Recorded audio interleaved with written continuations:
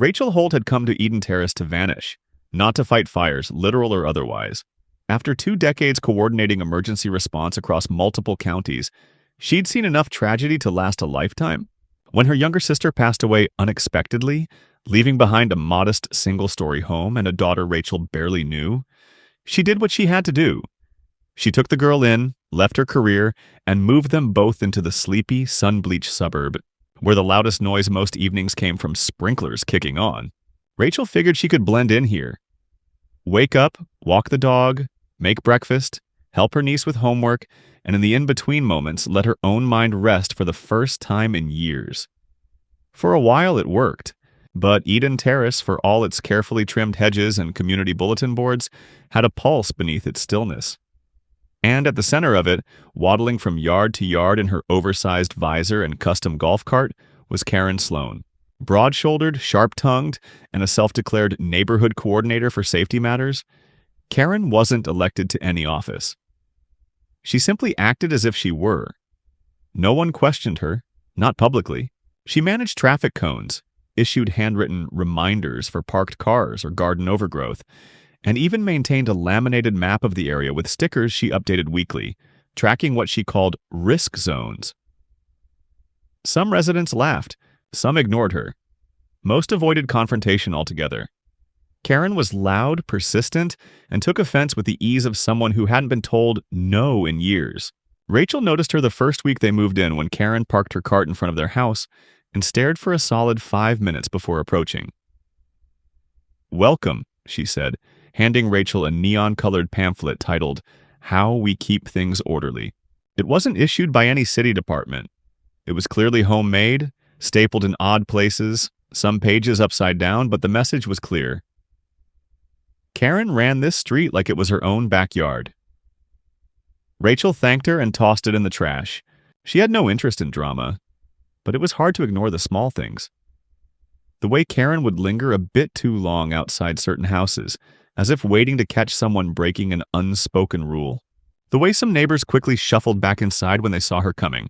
And the way, when Rachel passed by with her niece, people would nod politely but with a caution in their eyes, as if unsure whether she was friend, stranger, or soon-to-be target. Rachel understood fear. It had a smell, and Eden Terrace was soaking in it. It happened on a night heavy with heat, the kind that makes the air hang thick and presses against your skin like a second damp coat. Rachel had been sitting on her back porch sipping a glass of cold water and watching the dying sun blur the horizon into a smeared palette of purple and orange, when the first faint smell of smoke reached her. She didn't panic. Years of training had taught her to trust but verify. Rising calmly, she moved through the house and onto the front lawn, scanning for any sign of an outdoor grill, a bonfire, a candle left unattended. But there was nothing casual about the black smoke rolling over the roofs 3 houses down, where the Ramirez family lived. It took Rachel less than 2 seconds to understand. This wasn't a backyard fire. This was a full-structure emergency. She was already dialing 911 before the first shout split the night, a raw, desperate noise that made every muscle in her body coil. "House fire, Eden Terrace, corner of Willow and Juniper." She barked into the phone, her words clipped and fast. "Family inside. Heavy smoke visible. Send full response." Her voice was steady, her mind slicing through the old channels of command, even though she was no longer officially anyone's coordinator. As she spoke, she was already moving toward the street, waving frantically to neighbors to clear the way, her heart pounding hard enough to throb against her ribs. Then she saw it.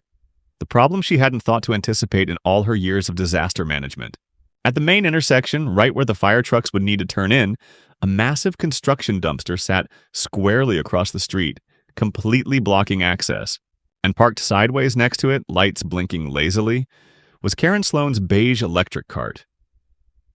The same woman who fancied herself guardian of the neighborhood had effectively sealed off the only quick path into the burning block. Rachel broke into a sprint, yelling at the top of her lungs, "Move the cart! Get this out of the way!" But Karen was there, standing beside her vehicle like a mountain of defiance, arms folded across her ample chest, her mouth puckered in irritation. She didn't flinch at the urgency in Rachel's voice. If anything, she seemed affronted. "This is a closed zone after dark," Karen declared, as if she had jurisdiction over the fire, the lives at stake, The very laws of nature. We've had suspicious activity. No unauthorized vehicles allowed. Rachel nearly stumbled with disbelief. She had encountered bureaucracy, stubbornness, even outright negligence before. But this was something else entirely. This was madness in slow motion. "It's the fire department, Karen," she snapped, the first hard edge creeping into her voice. "There are children trapped inside that house. Get out of the way or you will be responsible for what happens next." Karen didn't budge. She pulled out a small, laminated card from her visor pouch and thrust it toward Rachel like a badge. "Neighborhood Watch Directive," it read in crooked block letters. Rachel didn't even look at it. She barreled past her and tried to move the cart herself, but it was locked in place. A thick chain looped from the axle to the dumpster. Behind them, sirens wailed closer, urgent and growing louder. A bone-deep vibration that should have heralded salvation, but now only underscored the catastrophe unfolding. Rachel waved both arms furiously, signaling the trucks to try the secondary access road behind the houses. Maybe they could still get close enough with hoses. Maybe it wasn't too late. Neighbors began to pour out of their homes, faces lit by the eerie orange glow thickening in the sky. Some of them cried out when they saw the blocked street. Others stood frozen in horrified confusion. A few even shouted at Karen, demanding she let the firefighters through. But she turned on them with a ferocity that stunned everyone. "You should be thanking me," she shrieked. "I'm keeping you all safe." The first engine arrived, red lights splashing the scene in a stuttering, hellish rhythm. 2 firefighters jumped down, shouting questions, dragging hoses, trying to adapt. Rachel ran to meet them, gasping out the situation. They cursed under their breath but nodded grimly, already breaking protocol to scramble over fences and drag their gear through backyards. It would take precious minutes longer, minutes that meant everything. And Karen just stood there, arms akimbo, watching it all unfold like some self-appointed queen, presiding over the chaos she had created. Rachel turned and locked eyes with her. In that instant, the urge to scream, to physically rip Karen away from the barrier, nearly overwhelmed her. But years of discipline gripped her spine. No, not like this. There would be a reckoning, yes. But not here, not now. Right now, the only thing that mattered was saving whoever could still be saved. Inside, the flames devoured the Ramirez home, licking greedily at the night sky, and Rachel clenched her fists so tightly her nails bit into her palms. This wasn't supposed to happen here, not in this quiet street, not among these empty smiles and manicured lawns. But it was happening, and somehow she knew, deep in her bones, that Eden Terrace would never be the same again. The aftermath was worse than Rachel had feared. Once the flames were finally beaten back, and the blackened skeleton of the Ramirez house stood smoldering against the dawn light, the true damage began to come into focus. Mr. Ramirez, the father, had suffered second-degree burns pulling his daughter out of the collapsing upstairs bedroom. His wife, Marissa, had smoke inhalation so severe she needed to be intubated on the spot. Their 2 young boys had escaped with minor injuries, but their home, their memories, and nearly their lives had been gutted because help had been delayed by a woman too drunk on imagined authority to recognize her own cruelty. Rachel watched as paramedics worked with grim efficiency, lifting stretchers into ambulances while the remaining neighbors hovered at the edges of their lawns, unsure whether to help or hide. Karen was still there too, though the police had finally forced her to move her cart, unlocking the chain with bolt cutters after repeated warnings. She stood off to the side, arms crossed, a look of furious indignation pasted across her sweaty face. When an officer tried to question her, she waved him off and shouted something about unlawful trespassing protocols and community ordinances. It would have been absurd if it hadn't been so infuriating.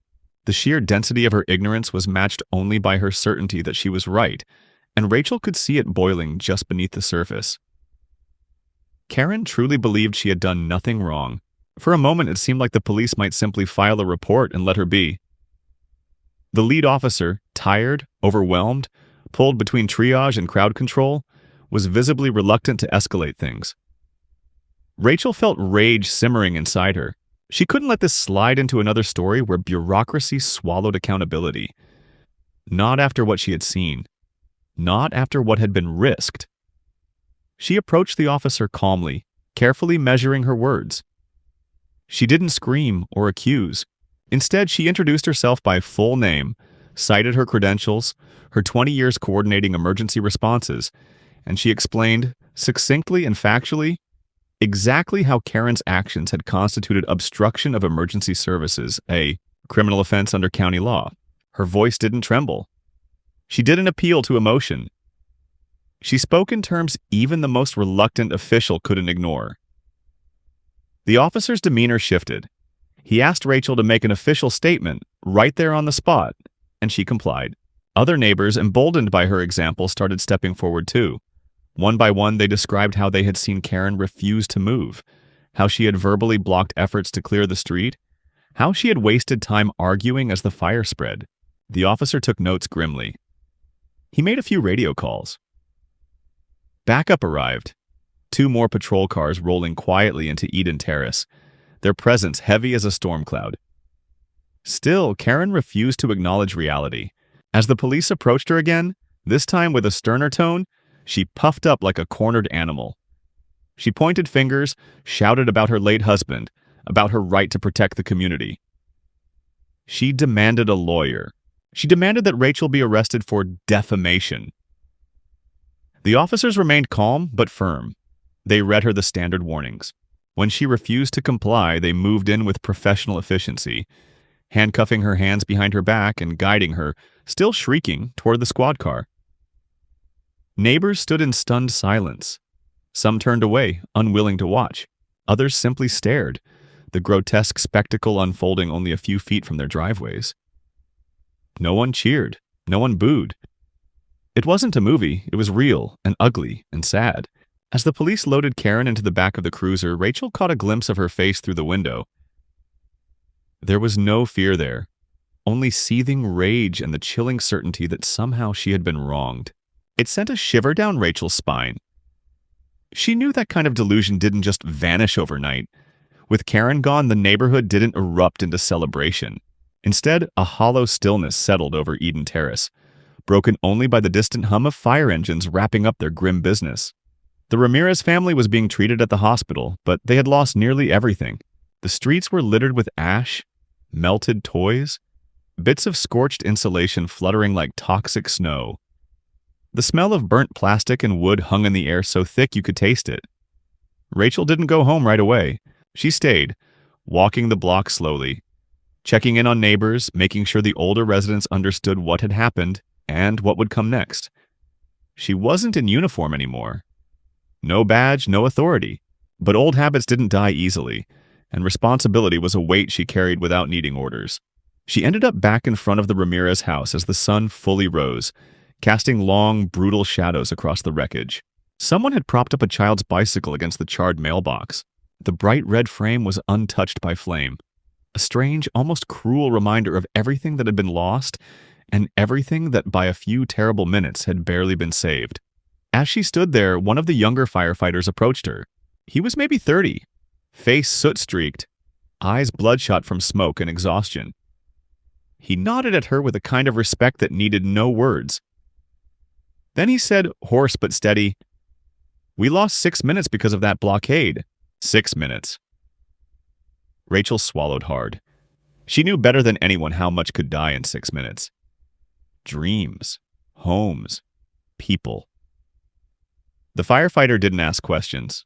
He just looked once more at the house, then walked back to his crew, leaving Rachel alone with the knowledge that no matter what anyone said or did in the coming days, some kinds of damage couldn't be undone with arrests or apologies.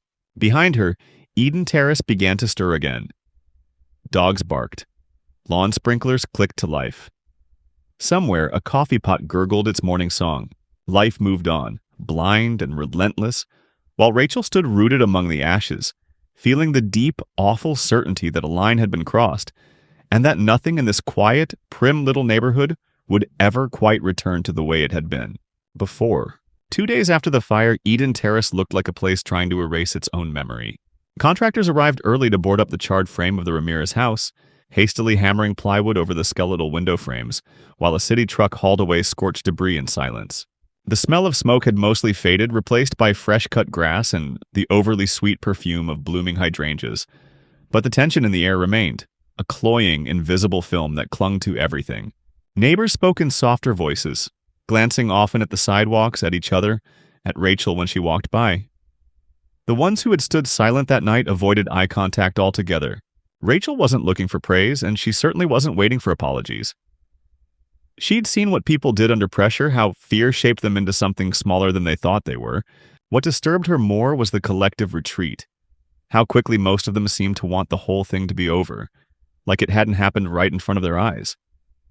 Like it wasn't their street that had become a disaster scene. Karen's arrest should have been the breaking point, the moment the community rallied to ask real questions about how one woman had gained so much leverage over a supposedly shared space. But instead, Eden Terrace circled its wagons. The prevailing sentiment wasn't anger or guilt. It was exhaustion, the dangerous kind that convinces people it's better to just move on than to face what festers underneath. Rachel felt that weight as she sat across from Detective Mark Everett at the municipal office 2 towns over, going over her formal statement again. She had requested the meeting herself, not because she wanted to be involved in an investigation, but because she needed to understand how someone like Karen had managed to enforce rules, erect physical barriers, and keep emergency services from entering without anyone stepping in until it was too late. Everett, a lean man with prematurely gray hair and the gaze of someone who'd seen bureaucracy eat justice alive more than once, listened carefully, nodding occasionally but keeping his opinions guarded. He asked pointed, calm questions. Had Karen made threats before? Had there been complaints? Were there prior incidents of interference? Rachel answered what she could. She told him about the first week in the neighborhood, the pamphlet, the blocked driveways, the cones, the maps, the way Karen referred to herself with mock military titles, as if her delusions had hardened into identity. She mentioned the dumpster, the lock, the chain, the laminated card she tried to wave like a badge. Everett took notes, sometimes circling something without explanation. When she finished, he didn't lean back or exhale like a man ready to pass the case along.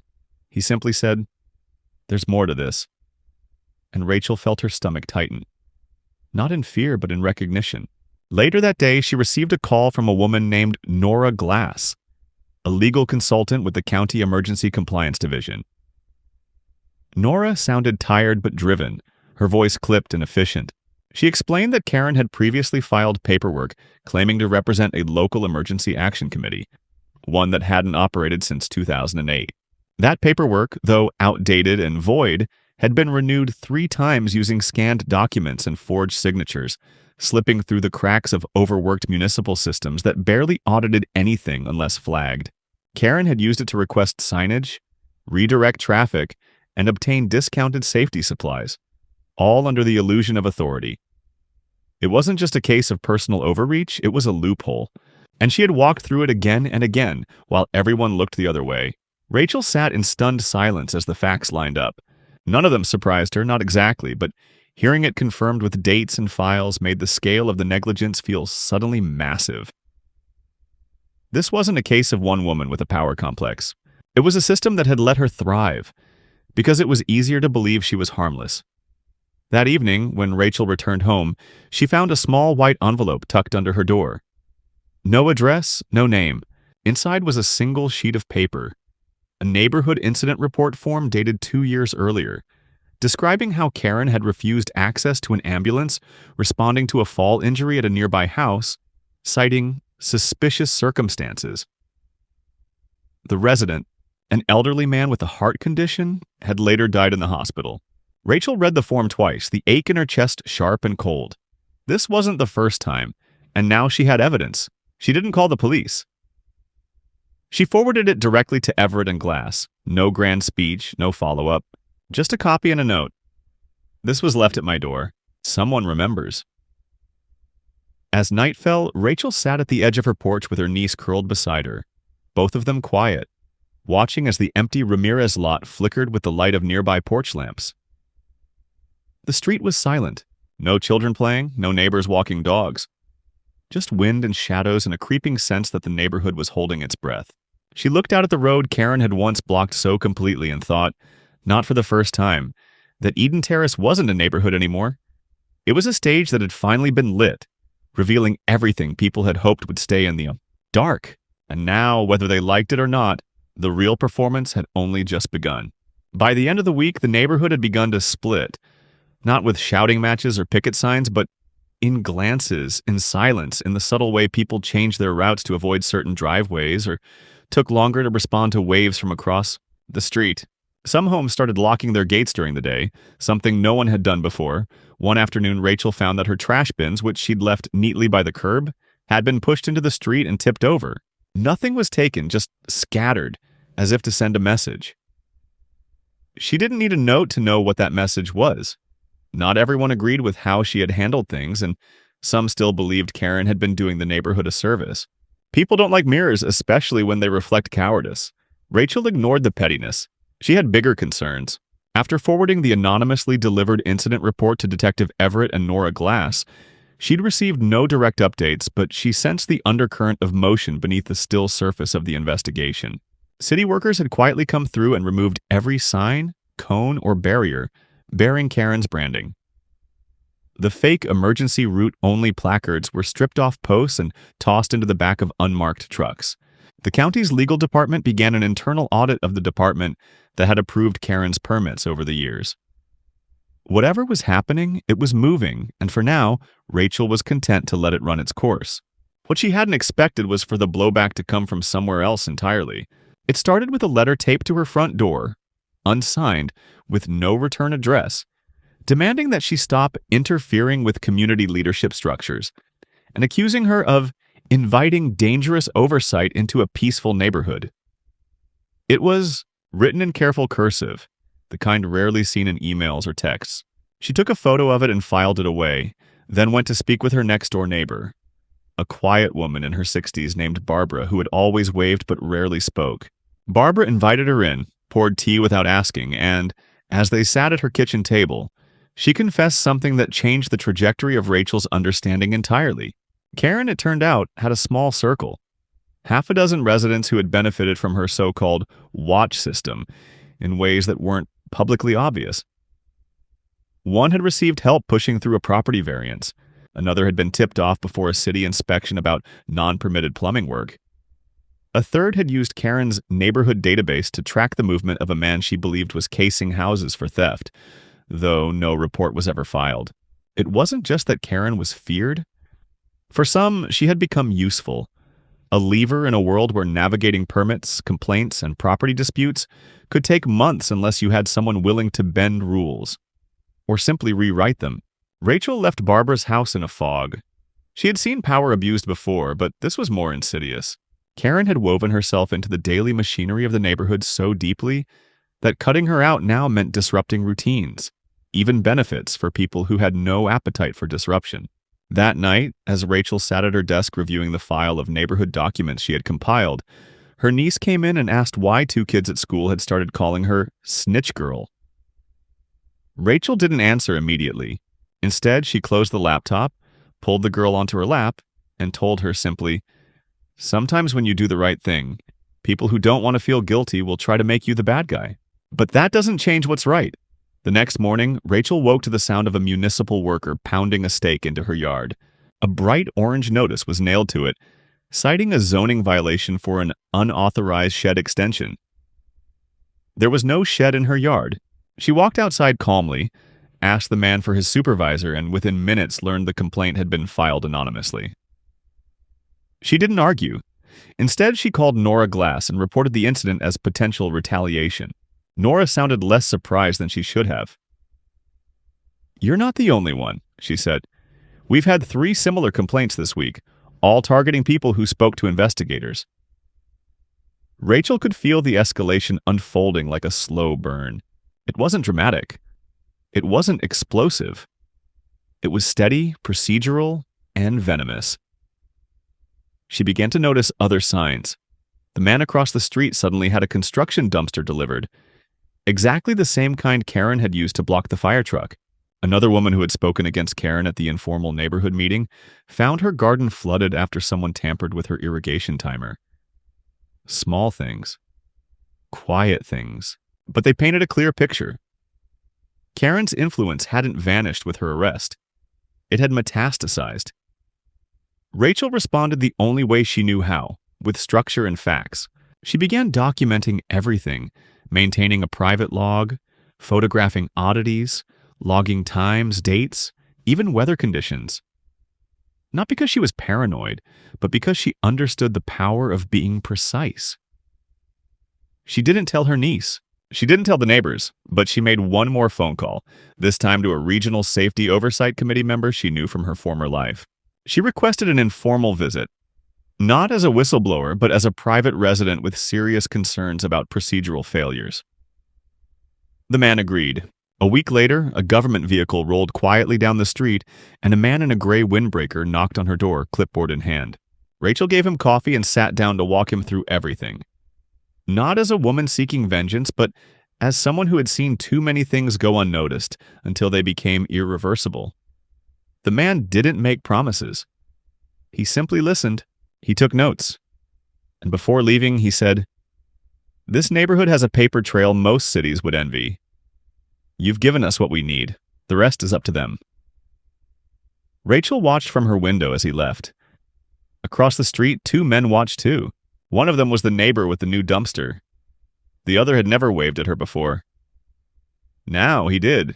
Just once. No smile. Rachel didn't wave back. She simply closed the curtain, checked the locks on the doors, and sat down at the table, waiting for whatever would come next.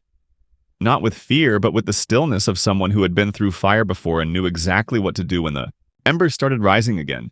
It wasn't another fire that triggered the breaking point. It was a medical emergency. A heart attack, sudden and without warning. One of the neighborhood's oldest residents, Arthur Levy, collapsed on his front porch just before dawn. His wife, Eleanor, managed to call 911 through tears, her voice barely intelligible as she begged for help. The dispatcher sent an ambulance immediately, alerting local responders who knew the area. It should have been a straightforward response. Early morning, clear roads, and a known address. But when the ambulance arrived, they were forced to stop cold. Once again, access was blocked. Not by a vehicle this time, but by heavy planters and construction debris stacked waist-high across the street, forming a makeshift barrier that hadn't been there the day before. The paramedics exited the vehicle, radioed for clearance, and began moving the barriers by hand, precious minutes slipping through their fingers. Rachel heard the sirens and was out of her house in seconds. She saw the flash of the ambulance lights caught behind the obstruction and felt something inside her snap. She sprinted toward the scene, heart hammering, adrenaline washing over her like cold water. The paramedics were working quickly, but even from a distance, Rachel knew they were losing time.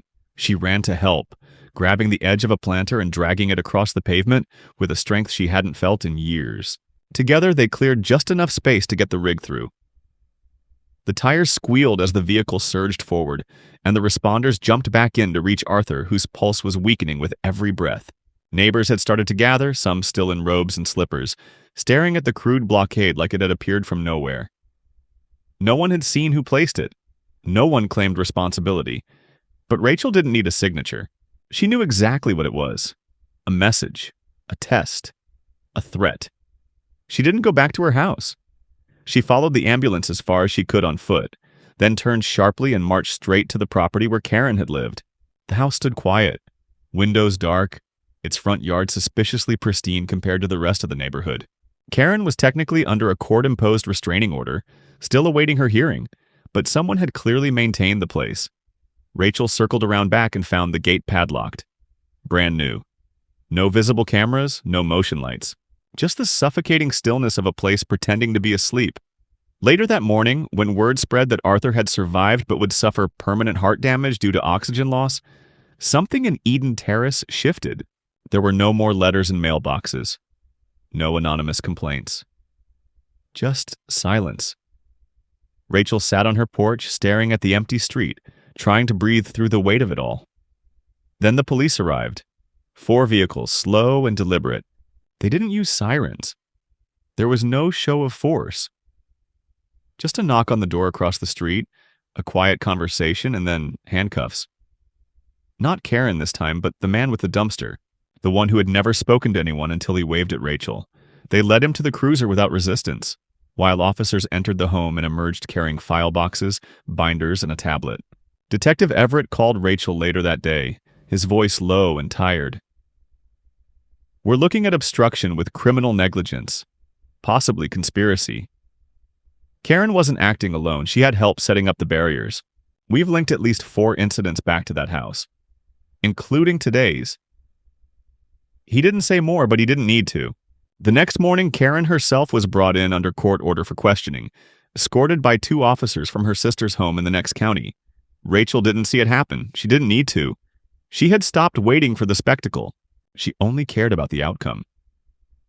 What did catch her attention was the sudden presence of the media. Just one camera crew, small and local, parked discreetly at the end of the street. Rachel watched from behind her curtains, uncertain whether someone had tipped them off or whether the scent of blood had simply reached them at last. Either way, she didn't care to speak. The story wasn't hers. It belonged to the people who had suffered. By sunset, Rachel finally exhaled. Not relief, not closure. Those things were myths, illusions wrapped in ribbon. What she felt was simpler. The knowledge that consequences had finally caught up with the people who thought they could shape a neighborhood through intimidation, manipulation, and fear. She didn't feel victorious. She felt resolute. Eden Terrace was no longer asleep, no longer passively allowing rules to be dictated by the loudest voice. The blockade, both physical and psychological, had cracked. That night, Rachel stood at the edge of the driveway, barefoot in the warm concrete, watching as city workers came to remove the last of the unauthorized debris. As the final planter was hauled into a truck bed and the street opened fully for the first time in weeks, she saw Eleanor Levy step out from her house and give a quiet nod. It wasn't a thank you. It wasn't a gesture of victory. It was something much deeper. Recognition between 2 people who had lived through something raw and were still standing. Rachel nodded back and turned toward home. Her shoulders straight, her heart steady, ready for whatever came next. In the weeks that followed, Eden Terrace began to breathe differently. The tension that had once curled around every sidewalk and mailbox loosened its grip, though not all at once. Neighbors started venturing out again, cautiously at first, watering plants in the early morning, walking their dogs a little slower, letting their children ride bikes further than the driveway. It was as if the street had been frozen in a kind of psychological stasis. And now, piece by piece, it was thawing. Karen's house remained empty, her name still tied up in court proceedings and depositions. Her reputation hollowed out by public records and statements no longer whispered, but filed, stamped, and broadcast. No one put out signs or held meetings. There were no speeches, no community letters. But something had clearly shifted, and the absence of her voice was its own kind of victory. Rachel didn't celebrate. She kept her routines the same: coffee before sunrise, tending to the small patch of herbs by the side fence, walking her niece to school without checking over her shoulder. What had once been vigilance now felt like muscle memory, a reflex born not of fear but of quiet discipline. People nodded to her more often now. Some stopped to talk. One man, whom she'd only ever seen behind mirrored sunglasses and a leaf blower, crossed the street one afternoon and said, without preamble, "You did what had to be done. We should have stepped in sooner." She didn't answer. She only nodded. Because he was right, and because there was nothing else to say. The Ramirez family didn't return to their old home. The lot stood vacant, cleared and leveled, waiting for permits that would take months to be approved. But every so often, their youngest daughter came by with her uncle, riding a small scooter in slow loops around the cul-de-sac. She stopped once near Rachel's yard, chalk in hand, and began to draw on the pavement. Rachel didn't interfere. She just watched from the porch, curious. When the girl finished, she looked up, smiled shyly, and waved. Rachel waved back, then stepped down to see what had been left behind. It wasn't much, just a simple yellow sun, and beneath it, a stick figure with long hair and a square next to her marked "Safe." A child's picture. A child's truth. Rachel stood there a long time after the girl had gone, the image burning softly into her memory. The neighborhood had come through fire, not just smoke and flame, but the kind that reveals what people are really made of. And though it still carried its scars, Eden Terrace was no longer a place ruled by silence or fear. It had been reclaimed, not with outrage or vengeance, but with patience, resolve, and a refusal to look away. That, Rachel knew, was how real change began. Quietly, permanently, one choice at a time.